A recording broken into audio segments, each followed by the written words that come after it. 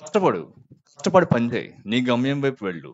అలా కష్టపడ్డావంటే చివరికి పర్వత శిఖరం కూడా నీ ముందు మోకరిల్లుతుందని చెప్పడానికి ఇదొక ఉదాహరణ ఫ్రెండ్స్. ఎప్పుడు గుర్తుపెట్టుకోండి.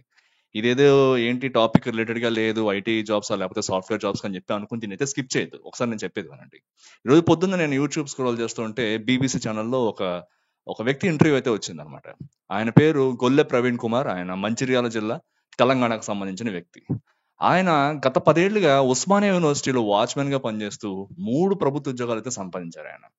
ఒకసారిగా ఆయన స్టోరీ వింటుంటే నాకే ఎమోషనల్ అయ్యి కళ్ళ నుంచి అయితే నీళ్ళొచ్చాయి. అంత కష్టపడ్డారాయన. అంత కసి. ఎన్ని త్యాగాలు చేసుంటాడు. ఎంత కష్టపడి ఉంటారాయన. ఆయన పేరెంట్స్ కానీ, లేకపోతే వాళ్ళ ఊళ్ళో ఉన్నవాళ్ళు గాని, వాళ్ళందరూ ఎంత ఆనందపడ్డారంటే ఆయనకి జాబ్ వచ్చిన తర్వాత మాటల్లో వర్ణించలేని అనుభూతి అనమాట. సో, ఎందుకు చెప్తున్నాను ఇదంతా అంటే, ఖచ్చితంగా మనలో కూడా చాలా మంది ఏమంటే ఎన్నో వ్యయ ప్రయాసాలకు వచ్చి, ఎంతో కష్టపడి చాలా వాటికి ప్రిపేర్ అవుతూ ఉంటాం. ఒకసారి ఇంటర్వ్యూ వెళ్తాం. ఇంటర్వ్యూ వెళ్ళిన తర్వాత అది రాదు.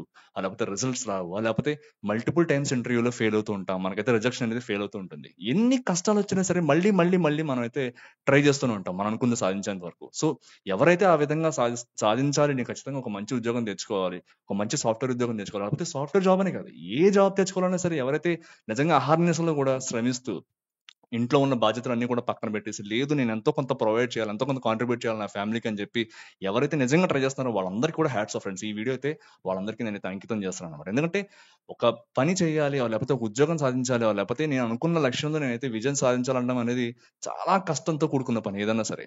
దానికి తోడు ఏమంటే ప్రస్తుతం మనం ఉన్న ప్రపంచంలో చూసామంటే ఎక్కడ చూసినా మోసం అనమాట.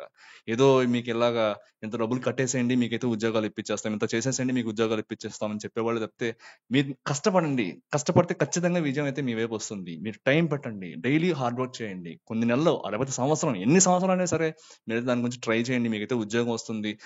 మీరైతే విజయం సాధిస్తారు అని చెప్పి ఇలా ప్రవీణ్ కుమార్ గారు లాంటి వాళ్ళైతే మనకైతే తెలుస్తూ ఉంటుందన్నమాట. సో, చాలా ఇన్‌స్పైరింగ్ జర్నీ. నాకైతే చాలా ఇన్‌స్పైరింగ్‌గా అనిపించింది. సో, ఎవరైతే ఈ విధంగా నిజంగా కష్టపడుతున్నారో, ఒకవేళ రిజెక్షన్ ఫెయిల్ అయినా సరే మళ్ళా ట్రై చేస్తున్నారో వాళ్ళందరికీ నిజంగా కూడా నా హ్యాట్స్ ఆఫ్ అన్నమాట. సో, మీరు ఖచ్చితంగా మీరు పడిన కష్టానికి ఖచ్చితంగా అయితే ఒక ప్రతిఫలం అనేది ఖచ్చితంగా వస్తుంటుంది. ఎప్పుడు కూడా అధైర్యపడొద్దు ఎప్పుడు కూడా. గుర్తుపెట్టుకోండి. ఇప్పుడేదో రావడం లేదు లేకపోతే ఏవో వస్తున్నాయి మన జాబ్స్ పోతాయని చెప్పి ఎప్పుడు అలా ఫీల్ అవ్వకండి మేడం. మన వైపు నిజంగా కష్టం ఉండి, మన వైపు నిజంగా న్యాయం ఉండి, మనం నిజంగా కష్టపడుతున్నాం, చేయగలుగుతున్నాం అంటే ఎన్ని పరిస్థితులు ఎలా ఉన్నా సరే మీరు అనుకున్న లక్ష్యాన్ని మీరైతే చేరుకుని తీరతారు. ఖచ్చితంగా చేరుకుని తీరతారు. ఇది ఒకటే కాదు ఫ్రెండ్స్. ఏమంటే ఒక 1 వీక్ బ్యాక్ నేను ఒక ఆర్టికల్ కూడా చదివానన్నమాట. అది పేపర్‌లో వచ్చింది. ఎలా అంటే బీహార్‌లో ఒక కుటుంబంలో 7 అక్కా చెల్లెలున్నారు. 7 అక్కా చెల్లెలున్నారు కుటుంబంలో. ఆ ఊళ్ళో వాళ్ళ పేరెంట్స్‌ని అందరూ కూడా ఏంటి 7 అమ్మాయిలున్నారు. వీళ్ళు ఎలా బతుకుతారు? ఏం చేస్తారు అసలు? ఎందుకయ్యా నీవు అవసరం లేదు ఇంకా మీరందరూ అని చెప్పి చాలా వాళ్ళనైతే గేలి చేసేవారంట. చేస్తే ఆయనకి కోపం వచ్చి నా కూతుర్ని నేను చదివించుకుంటానని చెప్పి ఆ ఊరే వదిలేసి ఎవరైతే ఆయన ఇలా ఇన్సల్ట్ చేస్తున్నారో ఆ ఊరే వదిలేసి ఆయన వేరే చోటుకెళ్ళిపోయి వాళ్ళ కూతుర్నైతే బాగా చదివించుకున్నాడు ఆయన. ఎవరెన్నైనా సరే ఆయన పట్టించుకోలేదు. ఎవరెన్ని తిట్టినా సరే లేకపోతే ఎవరెంతలా హేళన చేసినా సరే ఆయనైతే పట్టించుకోలేదు. ఆయన లక్ష్యం ఒకటే ఆయన కూతుర్ని బాగా చదివించుకోవాలని చెప్పి. ఈ రోజు నిజంగా జరిగిన న్యూస్ ఇది కావాలంటే మీరు చెక్ చేసుకోండి. ఆ 7 అక్క చెల్లెలకి కూడా బీహార్ గవర్నమెంట్ లో పోలీస్ డిపార్ట్మెంట్ ఉంటుంది కదా, వేరియస్ పోలీస్ జాబ్స్ అయితే వచ్చాయి. 7 కూడా వచ్చాయి అనమాట. చాలా చాలా ఇన్స్పైరింగ్ జర్నీ ఫ్రెండ్స్ అది కూడా. సో, ఎవరైతే ఈ విధంగా ఏంటి నేను చాలా కష్టపడుతున్నాను, నాకేంటి ఇంకా రిజల్ట్ రావట్లేదు, ఎప్పుడు వస్తుంది అనుకునే వాళ్ళందరికీ కూడా ఈ 2 స్టోరీస్ చిన్న ఎగ్జాంపుల్ మాత్రమే. చాలా పెద్ద ఎగ్జాంపుల్ ఇవన్నీ కూడా. ఎందుకంటే మనం ఇన్స్పిరేషన్ గురించో లేకపోతే మోటివేషన్ గురించో ఎక్కడికక్కడో వెళ్ళిపోవాల్సిన పని లేదు. లేకపోతే ఎవరి బుక్స్ లేకపోతే ఎవరి బయోగ్రఫీస్ చదవాల్సిన పని లేదు. మన చుట్టుపక్కల మన సొసైటీలోనే ఇంతమంది విజయం సాధిస్తున్నారు కదా కష్టపడి. మనం ఎందుకు చేయలేము? మనం కూడా ఖచ్చితంగా చేయగలుగుతాం. ఎవరైతే ఈ విధంగా వాళ్ళ మైండ్ సెట్ మార్చుకుని నేను కష్టపడతా, నేను జాబ్ తెచ్చుకుంటా అనుకుంటారో వాళ్ళు ఖచ్చితంగా అయితే విజయం సాధిస్తారు. విజయం సాధించడమే కాదు, వాళ్ళు సాధించిన విజయం ఫ్యూచర్ లో కూడా సస్టైనబుల్ గా ఉంటుంది ఎప్పుడు కూడా. వాళ్ళు సాధించిన విజయం ఆషామాషి విజయం కాదు ఫ్రెండ్స్. ఇటువంటి పరిస్థితులను ఎదుర్కొని విజయం సాధించడం అంటే అది నిజంగా ఆషామాషి కాదు. సో, ఇవన్నీ అయితే మీరు మైండ్ లో పెట్టుకోండి. అసలు అధైర్యపడొద్దు. మీకు ఇంటర్వ్యూలో ఎటువంటి సిచ్యువేషన్ వచ్చినా సరే, లేకపోతే మీరు ఫెయిల్ అయినా, రిజెక్ట్ అయినా, లేకపోతే మీకు రెస్పాన్స్ రాకపోయినా సరే మీరైతే అధైర్యపడొద్దు. ఖచ్చితంగా మీకైతే ఉద్యోగాలు వస్తాయి. మీరు కష్టపడండి. ఖచ్చితంగా ఆ రోజు అనేది ఖచ్చితంగా అందరి లైఫ్ లో వస్తుంది.